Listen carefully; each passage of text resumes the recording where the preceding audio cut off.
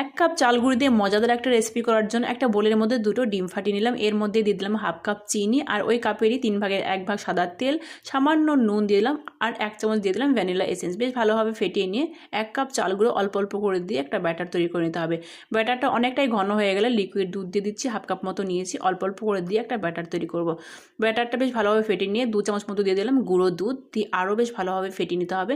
ঘন হলে একটু দুধ মিশিয়ে নেবে, দিয়ে তারপরে একটা টিনের মধ্যে তেল ব্রাশ করে নিয়ে ব্যাটারটা ঢেলে দিলাম। একটু ট্যাপ করে দিতে হবে। কড়াইয়ের মধ্যে জল ফোটাতে দিয়েছি, এর মধ্যে 1 টুকরো লেবু দিয়ে স্ট্যান্ড দিয়ে পাত্রটা বসিয়ে 30 থেকে 40 মিনিট মতো ভাপিয়ে নিলে কিন্তু রেডি সেই মজাদার চালগুলোর কেক। তো এবার নামিয়ে চারদিকে ছড়িয়ে দিয়ে কেটে নাও।